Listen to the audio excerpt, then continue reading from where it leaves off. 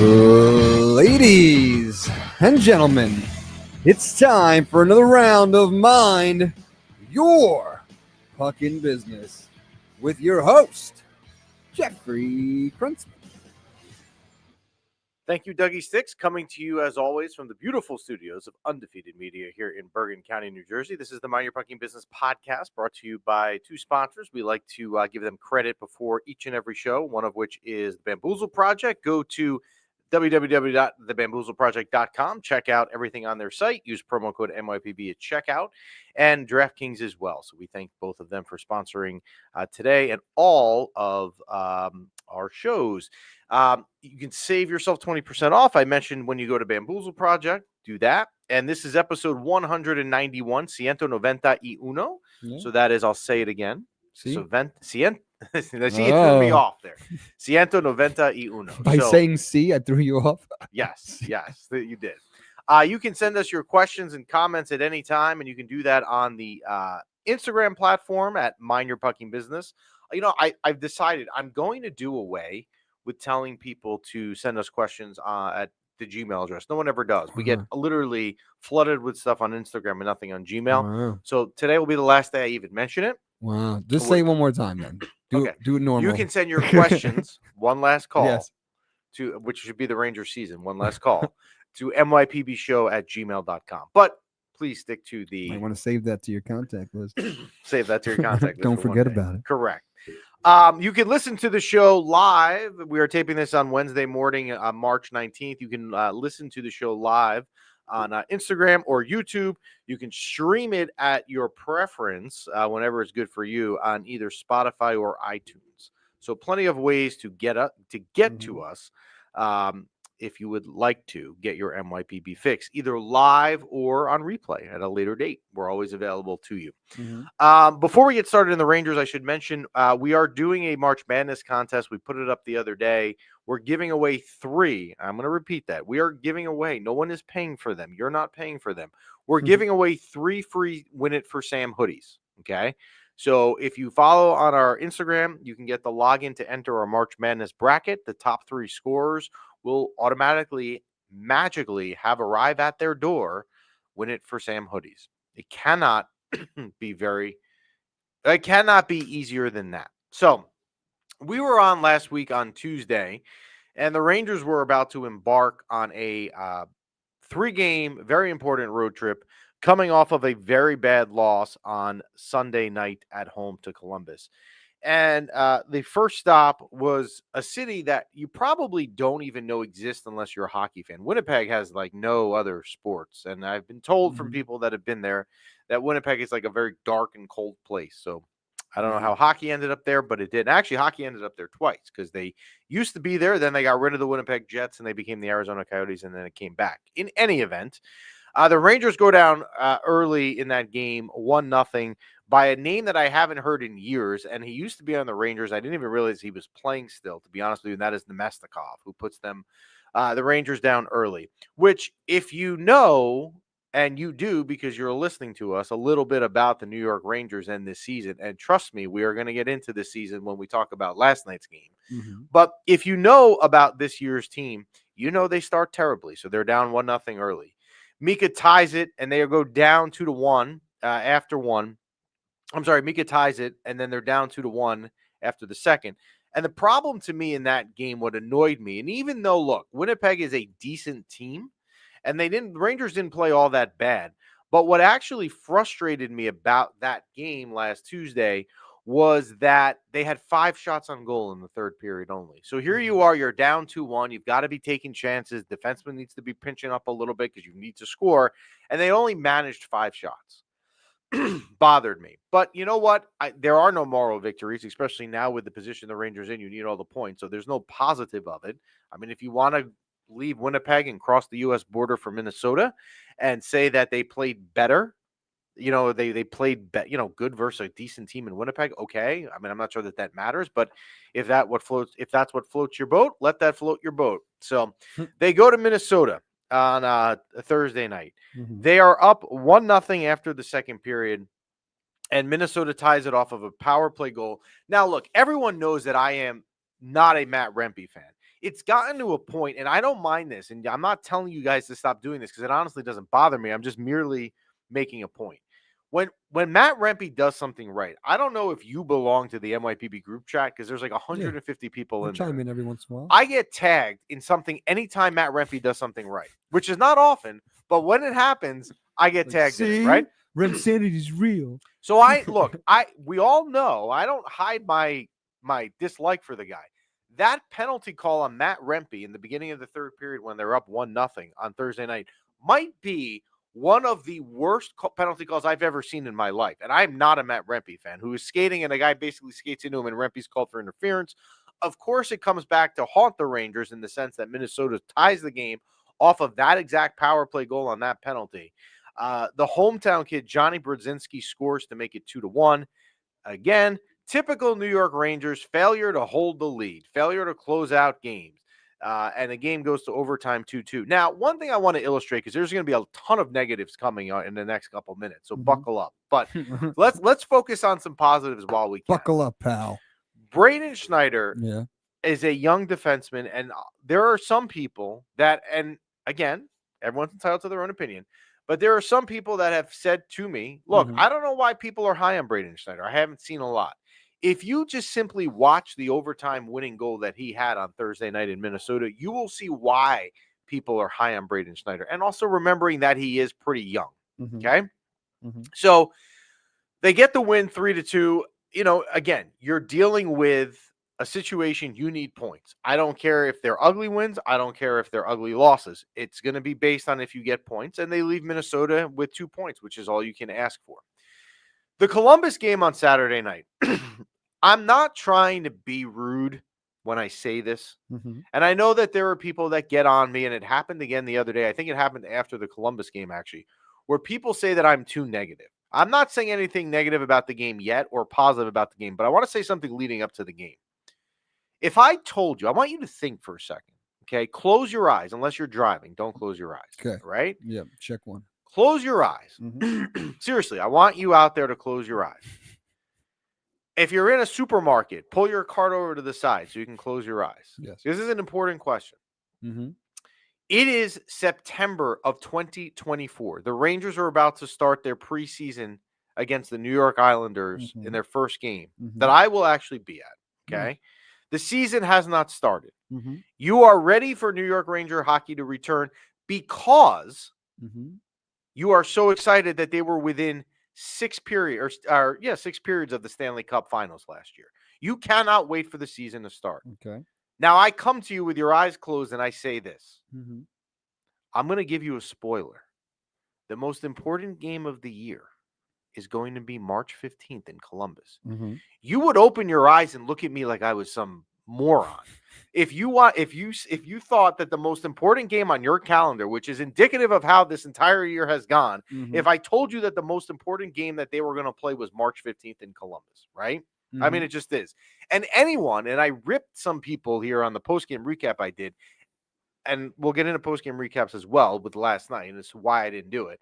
But I said in the postgame recap in the Columbus game that if anybody was out there saying, well, if you win this, if they're going to make the playoffs, they have to win. And if they lose the game in Columbus, they cannot make the playoffs. That is the dumbest logic I have ever heard when two teams were mathematically tied in points with 14 games each left. You could lose that game. And newsflash, we're going to fast forward 96 hours ahead. You won that game, right? Do you think you're making the playoffs right now? Probably not where you stand today.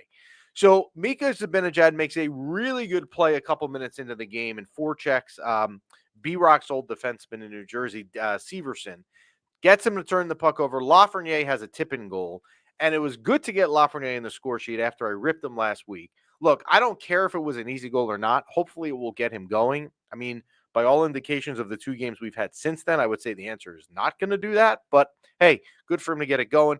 Panarin scores again against his old team. They pointed out on the broadcast that, you know, he seems to do well against Columbus and taunt them. He did very well. Trocheck scores 2 in the third. And they did a very good job, by the way, limiting Columbus's chances. If you go back 6 days prior to that game when the Rangers lost 7-3 on last Sunday against Columbus, if you looked at a lot of the goals that Columbus scored on Jonathan Quick, a lot of them were from really close to the net, right? The Rangers had a very difficult time keeping Columbus to the outside. On Saturday night in Columbus, it was the complete opposite. They completely limited their chances, and Columbus almost played that game from the outside section of their offensive zone. I mean, they really did, and that was a big help. So, Edmonton comes to town the next night. Now, because that Columbus game, Columbus didn't really have a ton of chances, a lot of people speculated, hey, you should go back to Igor Shesterkin tomorrow night against Edmonton because he didn't play that much and he wasn't overly tested. And they did that. They go down 1-0. Will Cooley doing what he does, ties the game by going hard to the net at 1 in the second period. And I'm going to get on Igor here because that goal, when you think of situations like you'll look back at the end of the season and whether maybe it ends in the regular season and not the postseason, but whenever it does, you're going to look back. Let's say that it does end and they don't make the playoffs, which, by the way, Las Vegas now is betting that the Rangers are not making the playoffs. I did look this morning. And when you look back and you look back at some moments you wish were different and you turn back, this Arvidsson goal to go up 2-1 for Edmonton in the third period on Sunday has to be stopped by Igor, period. And I know Igor was great last night, and we'll get to that and all that, but that's just a goal in that situation. Tied and late in the game, you need points, you got to stop. Connor McDavid, who the Rangers, surprisingly, because the Rangers defense is about as good as Swiss cheese, were able to limit Connor McDavid all game to no shots on goal to the last few minutes. And of course, his first shot of the goal, the first shot of hit the game for him goes in. They had a measly, again, 7 shots in the third period, sensing a similar theme to what I mentioned about Winnipeg earlier a couple minutes ago, that you're down in the third and you're having a hard time generating offense. And the power play on Sunday night was extraordinarily frustrating, like just incredibly frustrating, and a very, very bad loss. So, all right, I'm gonna just take a rant. No, You're taking a breather before you rant. I'm gonna. Should I start you off with the terrible? What was it, the second goal of the game where they're just staring at Igor and they had like 3 rebounds, like they're just standing there? Want to start with that one? We could start in a lot of different ways last night. And again, we're taping this on Wednesday, March 19th. So when we say last night was the Calgary game. Calgary, and I wouldn't expect anyone to know a lot about Calgary because I don't know a lot about Calgary. I know some, right? Because I like hockey and I watch hockey. Calgary is not very good. I'm just being honest. I'm not saying that being negative about Calgary. Calgary's not good. On Monday night, Calgary played in Toronto and got obliterated. I think it may have even been 6-2 or something like that. Calgary goes to fly to New York on Monday night because they're playing the Rangers last night. And something happened. I don't know if it was with their plane. I don't know if it was the weather, which could obviously be the case in Canada. They didn't get into New York City until 3 a.m. They are exhausted. Their season is probably for most parts done. Like they're just not good. The expectation is not a deep run. Okay. They're the lowest scoring team in the league. And they come into MSG on probably 5 hours of sleep and have played the night before. And they're playing against the team in the New York Rangers who need points, right? I couldn't name half of the Calgary roster. Like when I heard Jonathan Huberdeau, I'm like, oh yeah, I know him. He's good. He used to be in Florida. Okay. I don't know the rest. The Rangers lose 2-1. They are outshot. Now, keep in mind, Calgary is the least offensive team in the league. They have the worst offense. They played the night before. The Rangers were outshot 35-13. I'm going to repeat that because it needs to be repeated. Oh, yeah. Because it's a stat that I've now double and triple checked because it's so asinine when I look at it that how is it real? But it is. The Rangers were outshot 35-13 and through 2 periods last night. Okay. Yeah. Going into the third period, they have had, it's actually kind of funny. It's actually kind of funny. I find it funny. They had 7 shots on goal. So there was like 10 shots at the end of the game. They had 13. Total. There was like the last 2 minutes when they pulled their goalie, there was like 7 shots there. The Rangers tried to wake up, but they woke up too I'm late. just saying, like, so going Now- into the third period, how many shots were there? They had 7. So they had 6 in the third. That's crazy. Now, there are so many things I can say about this game. I'm going to start here. Mhm. Isn't it the epitome of all epitomes that Well, they that's a bad lost? stat. Mike What? just said 9 of the shots came from defensemen last night. That is a great stat and does not make me feel any more comfortable. But is it the epitome of the season? And I'm not pinning this all on Matt Rempe. I'm not. I'm just saying this. We're going to go into plenty of other stuff. But isn't it just funny that you lose 2-1 in the game-winning goals off a Rempe elbowing penalty? I mean, it kind of is. So in doing MYPB, right, and this platform that we've created, right, which you guys are all the best, and we interact literally all day long talking Ranger hockey when I should be dealing with my real job and whatever, right? My biggest fear in doing this is that I say something on MYPB, the people of Undefeated Media in the back rooms here clip it, it goes on Instagram, and then whatever I say later on, the opposite happens and I look like an idiot. That's always my fear. It can happen. But guess I what? think it happened one time. I'm sure it's happened. No, it hasn't happened. But I'm going to say it now. Yo. This team sucks. This team absolutely sucks. There is no chance. And I've actually kind of been saying it for a long time. But now, like after last night, this team sucks. It absolutely sucks. You went from being 2 games away from the Stanley Cup Finals, right, to probably what is the biggest disgrace of a season ever I can remember in 30 years. Now, you say to yourself, well, hey, you lived through 1997 to 2006 when Tom Rennie and Henrik Lundqvist came on the scene with Jaromir Jagr and 9 very dark years on Broadway. And I did. But you know what? The expectations weren't there.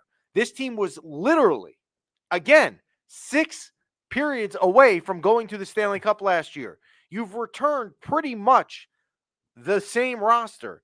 Are you going to tell me that Barclay Goodrow, Alexander Wenberg, Eric Gustafsson, Jack Roslovic, or Blake Wheeler were that important pieces last year that they got you to within 2 games of the Stanley Cup, that when they went away, the whole thing would fall apart to the level that this is falling apart to? The talent, and I talked about it with Lafreniere last week, the talent drop-off needs to be studied. It's not just Lafreniere. It's Kreider. It's Zibanejad. Panarin's not necessarily having a Panarin-like year. Trocheck hasn't been good as of recent, except for maybe the Columbus game on Saturday night. Who on this? Adam Fox. Granted, he's been hurt but before he got hurt, he didn't score his first goal until I think in Buffalo in December, right? Nobody here is having a good year. Absolutely nobody is having a good year. The coaching staff is the exact same coaching staff. The key pieces are all here, and they started the year here. If you want to say that it's Trouba or Kakko, you can, but they were here in the beginning of the year, and the only reason they had to be moved was because the team was playing so fucking terrible. Pardon my French. I'm sorry. Yeah, I'm sorry. there he is. But it's true. That is people don't. This is insane, the season that they are having. And last night is the absolute perfect example of a team that just doesn't show up, doesn't give a shit, doesn't care. You lost last night to a team that basically is going through the motions, had played a hockey game and got obliterated the night before in Toronto, and comes into the Garden and outshoots you 35-13 when you need the points and not them. How can you argue to me that this team cares? They don't. And then for some reason, and I normally don't do this and I should, I don't usually watch the post-game shows. Last night when I was watching it with my wife, we were watching the game. For whatever reason, the TV was still on. Actually, because I was annoyed. And I was just thinking about it, but I wasn't trying to watch the postgame show. And then I hear some comments that Mika Zibanejad makes last night and Vincent Trocheck. These people don't care. Why don't you just – it would be better if you just said nothing at all. And then, they flip to the Laviolette press conference. Look, I'm going to say something about Peter Laviolette, and there's going to be a ton of time that we're going to have to now talk about Peter Laviolette in the coming weeks and the coming months. I'm going to say something about Peter Laviolette. I didn't want him to come here, right? And I was wrong. There is a clip. It is still on Instagram of me 2 summers ago when they fired Gerard Gallant, and I said, go get Knobloch from your Hartford affiliate. He's supposed to be an up-and-coming coach. I was wrong. I was completely wrong because in his first season that he was here, Laviolette, he led them to the President's Trophy. So who am I to tell you that Laviolette was the wrong choice? But what we are seeing right now is absolutely disgusting. They look so unprepared and no one cares. If you think that they are going to find a way to get into the playoffs, now that with other teams passing them, Montreal has not passed them, you might be right, okay? I wouldn't bet on it. I think you're wrong. I don't think they're going to get in the playoffs. I've been telling you that for 3 fucking months. However, if they get in the playoffs, those people, and you are in the minority, and I wish I could either drink what you're drinking or eat what you're whatever you want to use. I'm not going down that road. Whatever. If you're this minority of people that are telling me, you know what? If the Rangers get in the playoffs, they have Igor. They have the goalie advantage. They can win the Stanley Cup. You're literally out of your fucking mind. I'm sorry. You're out of your mind. This team sucks. Maybe Igor steals you a game or two in the first round. Or maybe Igor goes on a hot streak and can win you a round. How in the world is this team going to win 16 games versus playoff teams when you couldn't even show up last night against Calgary? This team is absolutely garbage. Like, it's over. It's over. And the whole thing started. Yeah. I thought of this driving in today. Yeah. Okay? Mm-hmm. I thought of this and it bothered me. I thought of, where did this start? Like, where was the first sign? We were here in October because we're here all the time, every Wednesday, right? All right. And they had gone through a road trip. I think it was an original 6 road trip because there's a graphic on our Instagram page. They went through, I think it was Detroit, Toronto, and I think it was Montreal. And they swept the road trip, right? And then they played a couple more games, and they played a Buffalo game, which is, I will never forget this game now because I was there and it was awful, on Thursday in November. And all of a sudden that night, they looked like crap. They had 4 days off. They'd beaten the Islanders a couple days previously, although they didn't play well in that game. And they played like complete shit versus, I might as well just curse because now it's already like it's out. It's out, right? I mean, at this point, it's all right. We're already going to get flagged for this. So I might as well get my money's worth. Like an umpire, you're arguing with an umpire. Fucking go for it, Jeff. So that Buffalo game had started. Yeah. It has been, except for 3 weeks in January when Igor played out of his mind, it has been awful for 4.5 months. It has. Factually, it has been awful. Within those 4.5 months, forget the play on the ice, right? Which is obviously the most important thing. You've seen your captain get traded. You've seen Kako get traded. You've seen all these other nonsensical issues. This whole thing is a train wreck. It is a mess. And if you told me in the beginning of the year that when we do this close your eyes, you're in ShopRite example, let's go back to... You know stuff's bad when you're doing the close your eyes moments. Yes. But when we're doing that, okay, and we're thinking of these kinds of moments and these things, like, I could have lived somehow with you telling me that they would be a wild card team, but I would have never thought they would be a wild card team, that if they somehow got in, they have zero chance. This team sucks. And Laviolette, as I was saying, and there'll be plenty of time to get on him, and I was wrong for the way that I thought he shouldn't be hired because of the year he had last year. This has been, I would have to look. I don't know enough about Peter Laviolette's career, but this has got to be his worst year. I mean, I know he was really bad in Washington the last year he was there before he came here, but he didn't have the talent level that Washington had. And Washington the year before hadn't won the President's Trophy. And he didn't have an elite goalie in Igor. So it sucks when your team sucks, right? But like this isn't like, I think the thing is, this is really painful because there is glimmers sometimes, and you're like, oh, maybe they turn it around or something, but they don't. So would you say, and the people out there can answer too, would you say it's like it's a constant letdown? Like when you know your team sucks, you're not like prepping for anything. There's no expectation, like whatever. Oh, we lost. Like we were expected to lose. But I think it's more painful because like the potential, what happened last year, and here we are, like we're just scraping for points. But then you go into overtime with the number 1 team in the West, like. It's painful. They don't. We'll pull up Michael's comment, third from the bottom, where it's kind of in line with what you're saying, and that is that they just look checked out and unprepared. I think if when you look back at this season, and unfortunately for us, we're going to have a lot of time to look back in the off season and figure out what went wrong. But when you teams are let down and I expect to be, Alvin's right. So, like when you look back at this year and you're able to like step back and not looking at it because you're just looking at the Calgary game, but like you're looking at it as a season as a whole and you know how it ends, although we think we know how it's going to end at this rate.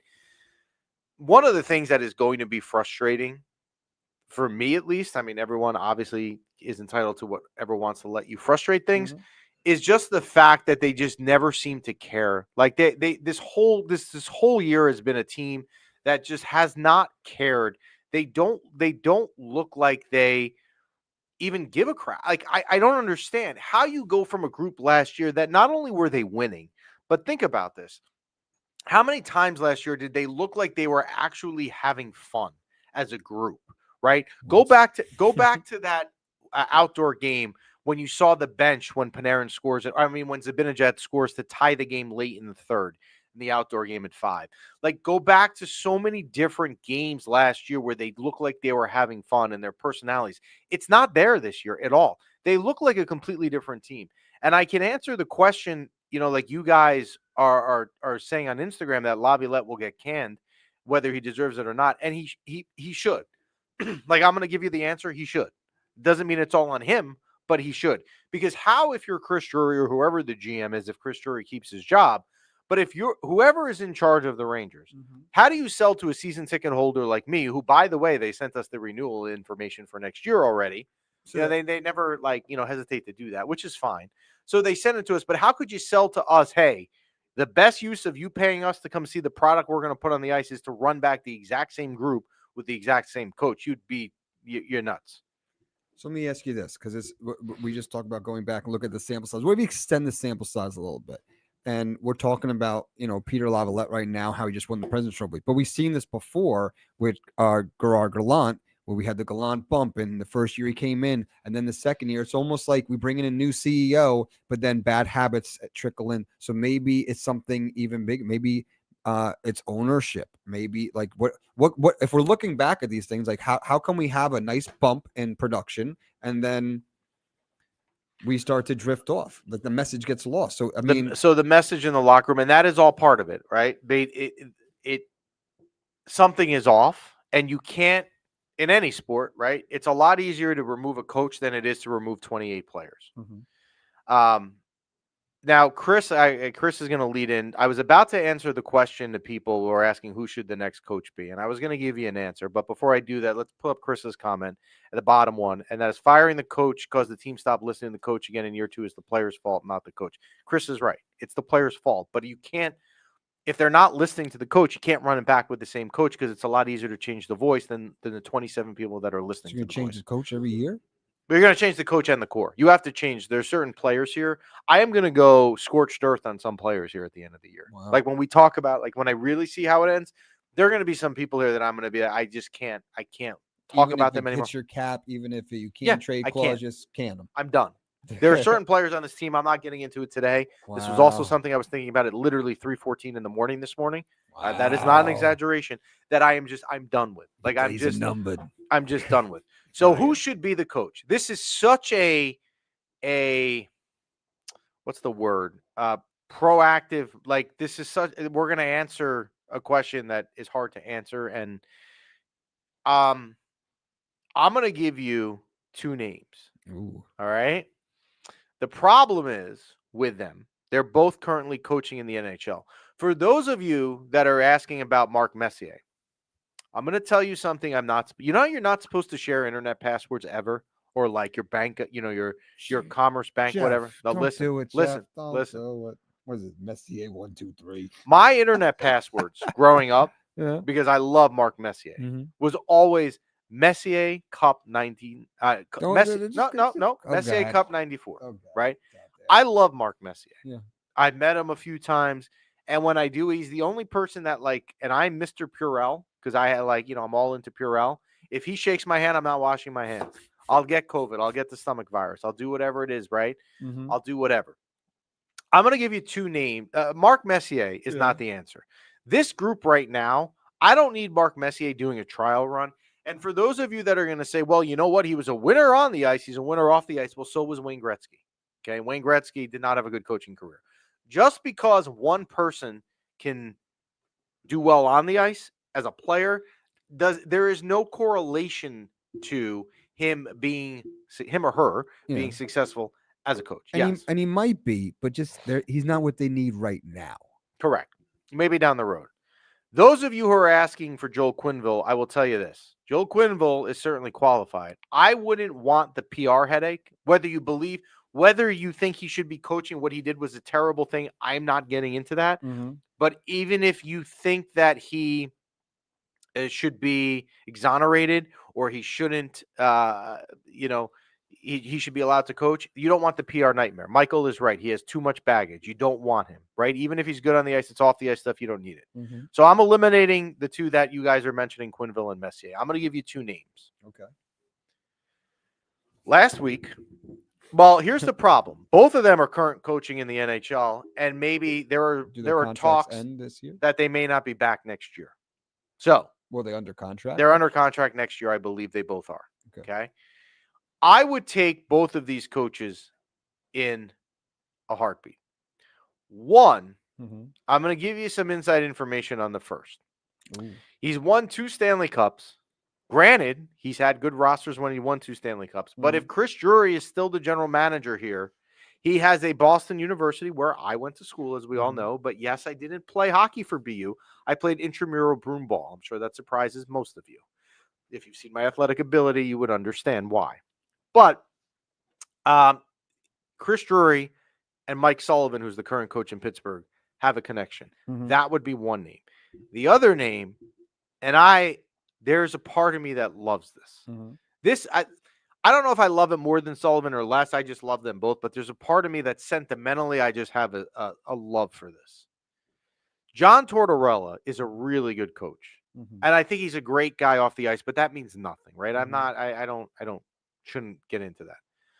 There are reports out there, and I put it up on our story the other day, that he might be on the way out in Philly. And I don't know enough about the Flyers, but I know they're not having a good year. They haven't made the playoffs, and I think this is year 3 under him yet. It's probably time to move on. And some of the players, there have been issues. You've got Michkov or whatever. Like, I could see them moving on from Tortorella. John Tortorella would be the type of person that would say to these people, if you're not going to play, you're going to be held accountable. Keandre Miller, for example, has a free pass to just keep playing after making boneheaded plays. That wouldn't happen under John Tortorella. And they wouldn't look like they're unprepared, and they wouldn't look like they're going through the motions and not giving a shit either. That wouldn't happen under Tortorella. So if it were me and you'd said to me, who do you think it should be? Those are the two names I would give you. However, you might not have the opportunity to have either of them if they're re-signed. So they're not available at the moment. So can you just, because he did coach here from 2009 to 2013. So why was the breakup then? What happened with Tortorella and Nicole? I see Nicole is a big Torts fan. We'll put her comment up there. What happened with Torts was very odd. And a lot of you that follow MYPB are super young, so you were not Ranger fans back 11 years ago to know enough about what happened. But just a quick refresher. The Rangers won the President's Trophy in 2012, and they went all the way to the Eastern Conference Finals to play B-Rock, our executive producer's Devils. And the Rangers obviously were favored in the series. They had won the President's Trophy, although the Devils were good. And they lost in 6 games in the Eastern Conference Finals on an overtime goal on a Friday night at Memorial Day weekend. The following year, they ran it back, very similar to this year, right? Same crew. And they played, they made the wild card. And if I remember correctly, that was the year that Ryan Callahan, I know I'm right about this now. It was frustrating, right? Because how they just won the President's Trophy. Why are they so bad? Like, look at where we are right now. History repeats itself. Hint, people. Like, I'm giving you the answer to the test, right? Why are they so bad? They got in. Ryan Callahan scored an overtime goal on a Thursday night, I think it was, in Carolina, that Joe Micheletti went nuts, or Dom Malone, one of them went nuts on the call. I don't think it was Sam Rosen. It was someone else. Maybe Kenny Albert. Someone went nuts, right? And they got in the playoffs. And in the first round, they played the Capitals. Now they're underdogs, right? Again, history is repeating itself. Listen, guys, who's the number 1 seed this year? Washington, right? So they go and they play Washington in the first round. They beat the Caps because Henrik Lundqvist plays out of his mind. All right. Then they go on to the second round, and everyone is all jazzed up because who are they playing in the second round of the playoffs? Wow, a team they never play an original 6 matchup, the Boston Bruins, and the Rangers were out in 5 games. Glenn Sather, who was the general manager at the time, conducts exit interviews, which they do in every sport, right? Team season ends, people interview the players. What could we do better? What do you think the team needs, etc. And it comes out that the team has completely, this season, all checked out of Torts. The messaging had gotten stale, right? And so what does Glenn Sather do? Out of the blue, he fires Tortorella. Whether deserve it or so, Glenn Sather, look, if you're being told by your players that we can't play for this coach, then you know what? Maybe it's time you move the coach. I mean, it kind of makes some sense. He moves on. Tortorella's time here was not bad. John Tortorella got hired right away. So the Rangers fired him. He was hired that offseason by Vancouver. He went out to Vancouver. He did not have a good tenure there. I don't remember why. As a matter of fact, the only thing that comes to mind about John Tortorella out there, if you've never seen this video, it's great. He got in a fight at the end of a game. They were playing Calgary, and something happened on the ice, and he went to challenge either one of the players or one of the coaches. So there's a great video of him in the hallway of the locker room as the coach of Vancouver being like pulled away and escorted away. It's a true story, but great thing to look back at. So his tenure here was not bad. He then went on to Columbus, right? How can you win in Columbus? And I don't mean that as a negative thing against Columbus, but it's hard to win there. He did well there, and then he got another job in Philly. And look, I don't follow the Flyers. The Flyers haven't had a goaltender for years. They've also traded away a lot of players in John's time there. I don't know. If it's me, I liked Torts when he was here. I really did. I did. It's hard for me to think that the Rangers right now are going to come back with Peter Laviolette. And we're not going to get into this on March 19th. This is what we'll talk about in May or April. But where they are right now, I don't know how in the world you bring them back. And it's not to say that this is all on Peter Laviolette, because it's not. I pin most of this on the players. But you can't change the players as easily as you can change the coach. And if you're going to come back, here's the other thing. That's a good point by Michael. And he says he lives near Philly and he goes to games there often because they're cheap, which the Ranger tickets are not.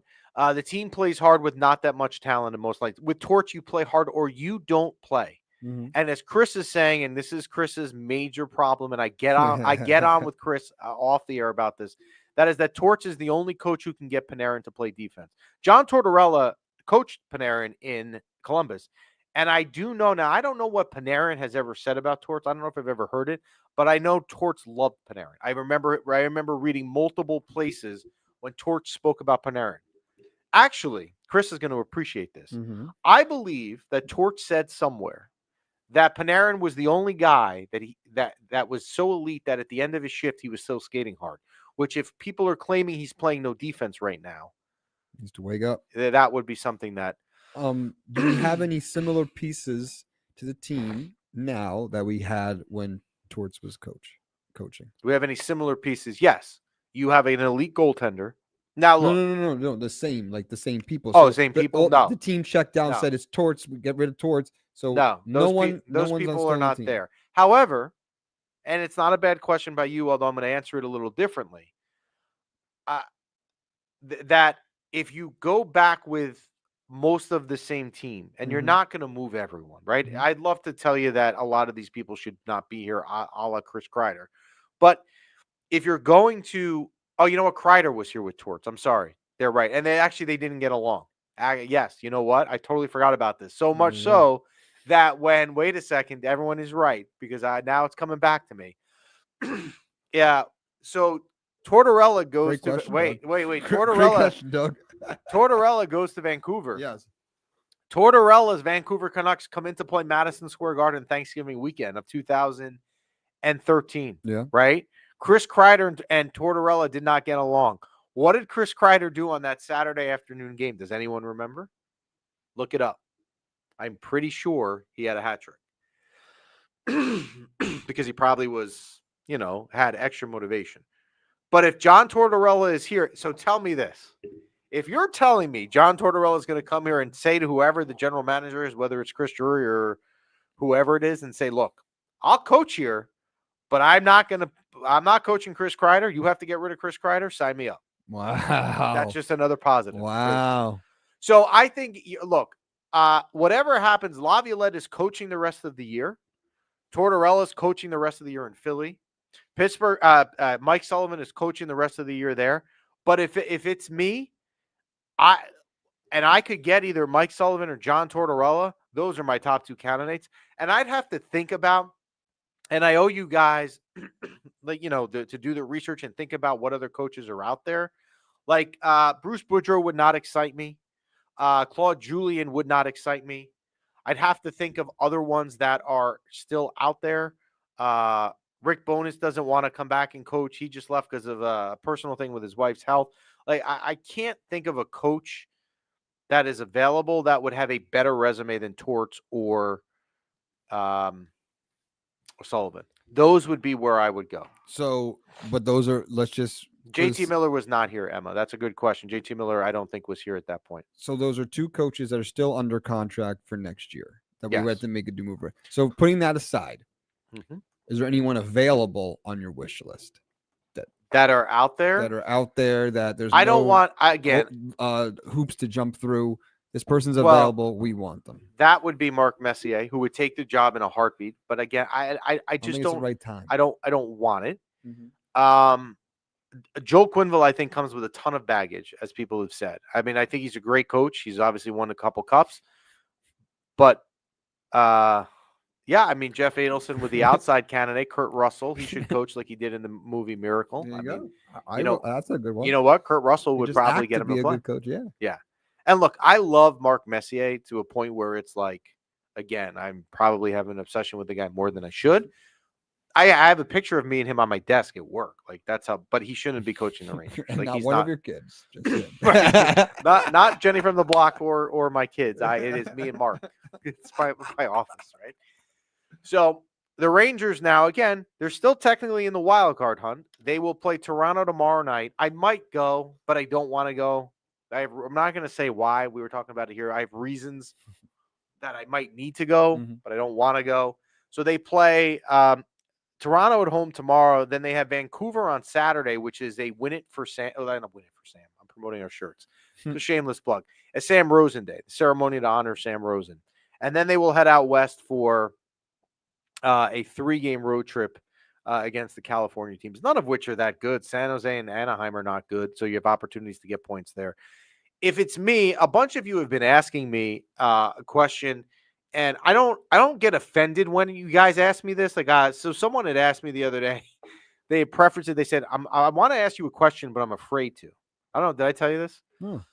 So one of our listeners, she had asked me, hey, would you mind if I ask you a question, but I'm afraid to, and puts the emoji with the hands covering the eye. And I said, go ahead and ask it. Like, I'm not going to get offended. She said, look, do you think this team is going to make the playoffs? And then second, what I'm afraid to ask you is, do you want them to make the playoffs? Wow. I don't think they're going to make the playoffs. And I don't have any interest in them making the playoffs because there's no way to me that they're winning 16 games. Now, if they do make it and they get in, will I be locked in my seat that I use for playoff games in game one when they're on the road? Of course, I'll watch it. I'll get into it. But I don't need them to. Will we see Gabe Perreault anytime this season? Good question. If Chris Moore is still watching on YouTube, I'll throw it out to him. Rocco asked that question. He cannot. So Gabe Perreault is a sophomore. He would have to forego the rest of his college eligibility to do that. He's not going to do that if he does it at all until the Boston College season ends. They have the Hockey East tournament this weekend, which is, let me figure out the date, the 22nd. The NCAA tournament starts April 5th, which is BC's next game because they are in the tournament. If they got eliminated and didn't make the Frozen Four, he technically would be available for the last 2 weeks of the season, but I don't think they need him at that point. I don't know if he's going to come here next year either. I haven't really heard anything about it on that front. And also, if he comes here, is what is your expectation, right? Is he coming here to be the savior, or are you going to do what you didn't do with Kako and you didn't do with Lafreniere and give him time in Hartford? You could argue that too, and then he's not even here. So I don't think you're seeing Gabe Perreault this year. I definitely don't think so. Gabe Perreault is more overrated by fans. Yeah. Well, Chris has never been on the Gabe Perreault train. So that is true. So that is a wrap for us today. I apologize for using some words. Now, Frank is saying that BC was eliminated in the first round of the Hockey East playoffs, and they were by Northeastern, but they will still make the NCAA tournament. They are number one in the pairwise rankings. They will be in the tournament. They will not play in the Hockey East tournament this weekend at TD North Garden, but they will play next weekend in the first round of the NCAAs. Actually, you know what? It's next weekend. So March 29th is the first round of the NCAA tournament. Then the Frozen Four would be April 12th. But BC will be in it. Even though they got eliminated, they will still, they're not done. They're going to make the NCAA tournament with an at-large bid. They didn't need the at-conference bid. So next week or the week after, we'll be talking about what players need to go. I don't think we're there yet. Okay. But we will. Maybe right after the playoffs start, depending on what happens. Yeah. But you guys at home can make your list. Will as Othman well. get traded during the offseason? These are all questions. Great question, Rocco. They're all you can DM me. I'll give you my answer. Mm-hmm. But and the answer is a two-word answer, two words or two letters that begin with the letter N. But I'm happy to answer them. So Jeff Krentzman and David Quinn both BU legends. Yes, thank you, Pink Leonardo. We are both BU legends. Both of us are terrible hockey coaches, actually. Just because it's on topic, I know you wrap it up, and this is like a semi question here. We talk about how it's easier to get rid of one coach than it is 28 players, and we've done that the last few years. Maybe it's time to keep I'm not saying we have to keep the coach, but maybe it's time to start reevaluating our players because we're just going to keep doing this hamster wheel.